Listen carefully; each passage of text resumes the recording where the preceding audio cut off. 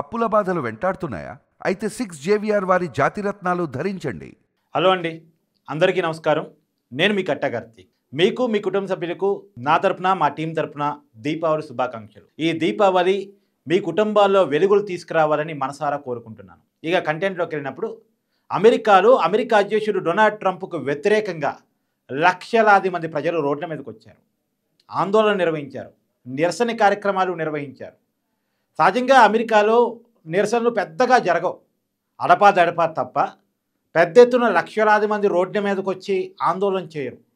అందులోనూ అమెరికాలో కమ్యూనిస్టు జెండాలు సహజంగా కనపడవు. కానీ ఈ మధ్య కాలంలో అమెరికా కమ్యూనిస్ట్ పార్టీ పేరుతో ఎర్ర జెండాలు పట్టుకొని కూడా అక్కడ ప్రజలు రోడ్ల మీదకి వస్తూ ఉన్నారు. అక్కడ అమెరికా పాలకుల విధానాలకు వ్యతిరేకంగా, ప్రత్యేకించి డొనాల్డ్ ట్రంప్కు వ్యతిరేకంగా ఆందోళన కార్యక్రమాలు నిర్వహిస్తూ ఉన్నారు. కారణం ఏంటి అనేది చూస్తే, నిజానికి అమెరికా అనేది మనకంటే కూడా ఎక్కువ డెమోక్రటిక్ కంట్రీ, కొద్ది స్వేచ్ఛ కూడా ఎక్కువే. అక్కడ ప్రజలు తిరుగుబాట్ల వైపు, ఆందోళన వైపు సహజంగా మొగ్గు చూపరు. కానీ ట్రంప్ మీద తిరుగుబాటుకి కారణాలు ఏంటి అంటే, అక్కడ ఇచ్చి నినాదాన్ని క్లియర్గా గమనించండి. నో కింగ్, మాకు కింగ్ వద్దు, రాచరిక వ్యవస్థ మాకు వద్దు, మాకు డెమోక్రటిక్ వ్యవస్థ కావాలి. అంటే దీంట్లోనే చాలా అంతర్లీనమైనటువంటి విషయం ఏంటంటే, ట్రంప్ నిరంకుశంగా వ్యవహరిస్తున్నాడు, రాజులాగా వ్యవహరిస్తున్నాడు, తానే అన్నీ అన్నట్టు చేస్తున్నాడు, ఒక నియంత పాలకుడిగా ట్రంప్ ఉన్నాడు.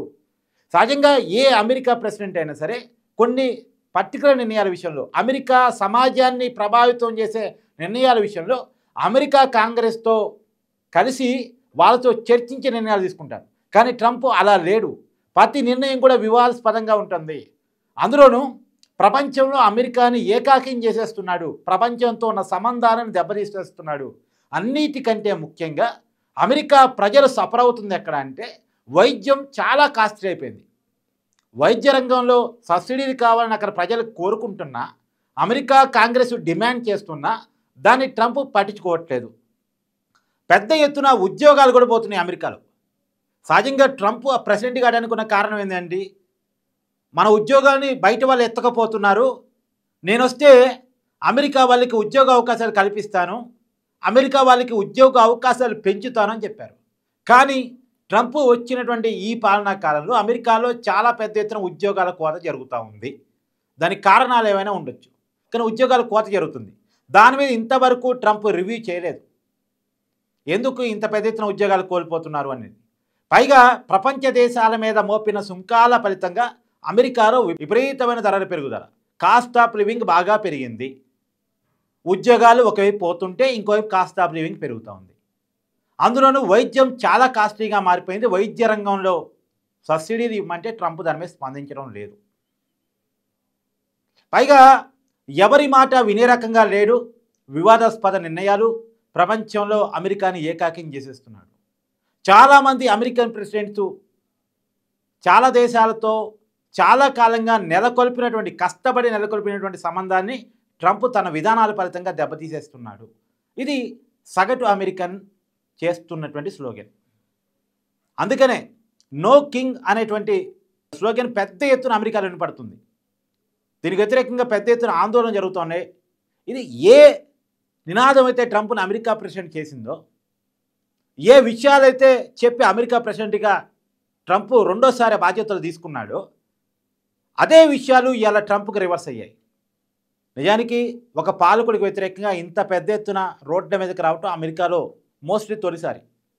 గతంలో 1-2 సందర్భాలు ఉన్నప్పుడు కూడా ఇంత పెద్ద ఎత్తున ప్రజానికో రోడ్ల మీదకి రాలే. అమెరికా ప్రెసిడెంట్కి వ్యతిరేకంగా పర్టికులర్గా నినాదాలు చేయలే. గతంలో కూడా అమెరికా ప్రెసిడెంట్గా మొదటిసారి ట్రంప్ ఉన్నప్పుడు కూడా కొన్ని ఆందోళన కార్యక్రమాలు జరిగినాయి. కానీ అంతకంటే ఎక్కువ ఆందోళనకారులు రోడ్ల మీదకి రావడం నిన్ననే జరిగింది.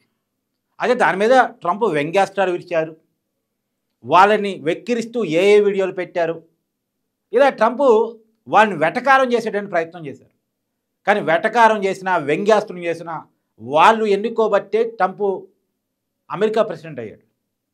నిజానికి బయట దేశాల్లోనేమో ఆ దేశానికి సపోర్టుగా బయట దేశ వాళ్ళు వెళ్ళిపోవాలని ఉద్యమాలు నడుస్తూ ఉంటే, అమెరికాలో మాత్రం బయట దేశాల మీద ట్రంప్ వ్యవహరిస్తున్న వైఖరికి వ్యతిరేకంగా నిరసన జరుగుతూ ఉన్నాయి. పైగా అమెరికా యూనివర్సిటీలో ఏదైనా లోపాలు వస్తే అమెరికా యూనివర్సిటీ మీద విరుచుకుపడతాడు. అక్కడ కోర్టులు ఏమైనా ట్రంప్కు వ్యతిరేకంగా తీర్పునిస్తే కోర్టుల మీద విరుచుకుపడతాడు. అంటే ఏ వ్యవస్థలంటే ట్రంప్కి గౌరవం లేదు. అమెరికా వ్యవస్థలంటే ప్రపంచం మొత్తం గౌరవిస్తుంది, కానీ అమెరికా అధ్యక్షుడికే అమెరికా వ్యవస్థల పట్ల గౌరవం లేదు. ఇది సగటు అమెరికన్ జీర్ణించుకోలేకపోతున్నాడు. అంటే ట్రంప్కి ఏజురీత్యా వచ్చిన చాదస్తమా, లేదు ఇంకేమన్నా నియంత టైప్ లక్షణాలు ఏమన్నా, అంటే ఇంకా నేను మళ్ళీ ఎట్టాకు కాను అమెరికా ప్రెసిడెంటు, నాకున్న దురదంతా తీర్చుకొని పోదాం అనుకుంటున్నాడా?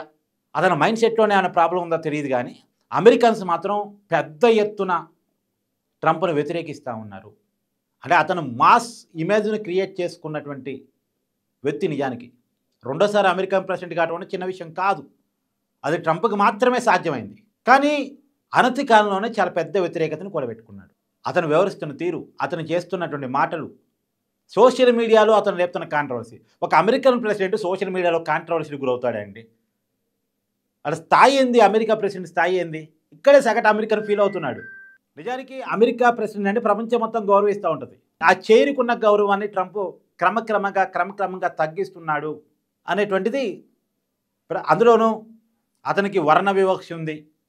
ఇవన్నీ ఒకదానికొకటి తోడై మొత్తంగా ట్రంప్ మీద ప్రజల్లో తీవ్రమైనటువంటి వ్యతిరేకత వచ్చింది. నిన్న పెద్ద ఎత్తున ఆందోళనకారులు రోడ్ల మీదకి వచ్చి అతనికి వ్యతిరేకంగా నినాదాలు చేస్తూ తమ నిరసన వ్యక్తం చేసే ప్రయత్నం చేశారు.